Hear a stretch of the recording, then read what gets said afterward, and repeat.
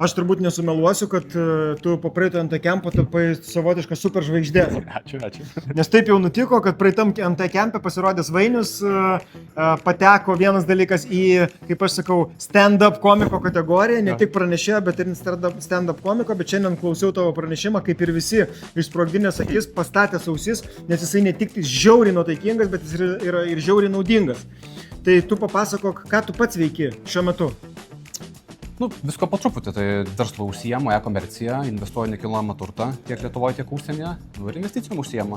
Tai galima sakyti, verslininkas investuotojas turbūt. Bet tai iš esmės tu uždirbi pinigus iš e-komercijos ir nukreipi juos į nekilnojamą turtą ir tada maks optimizuoji? Ne, aš žinai, kažkada buvo taip, dabar tai pagrindė tas, kad kadangi iš jūs neinvestuojate, tuos investicijos jūs uždirba pakankamai daug. Tai sakyčiau turbūt, kad net iš investicijų uždirba daugiau. Tai tiek iš nekilnojamo turto, iš ten akcijų, iš ETF ir panašiai kriptovaliutos. Tai jau po truputį, žinai, pradeda paskui tas tavo portfelis jau rebalansuotas.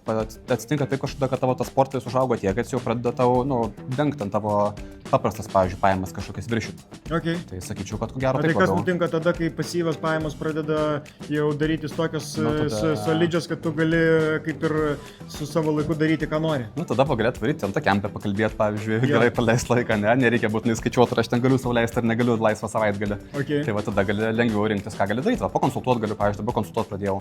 Tai galiu sau leisti, nors man kaip ir finansiškai turbūt neapsimokėtų, bet aš galiu sau leisti, tada, pavyzdžiui, pakonsultuoti, įsigilinti žmonių kažkokias ten problemas panašiai. Ir man tiesiog tas yra faina, malonu, nuvaryti podcastus sudalyvauti. Tai tiesiog tada gali sau leisti truputį daugiau, kažkiek, nors su savim reikia kovoti, ne taip lengvai, esi pratęs visą laiką spausti, varyt. Tai reikia, taip sakant, pačiam save savo duoti supras, kad, gali truputį, taip sakant, sumažinti tempą ir gali užsiimti kažkuo, kas, tau patinka, kas yra smagu. Okay. Nu ir trumpai, kodėl Gruzija? Aš apie Gruziją visą pristatymą dariau, tai aš sakyčiau irgi, nepasakyčiau, kad visiems, imkit Gruziją. Esmė tame, kad kodėl Gruzija?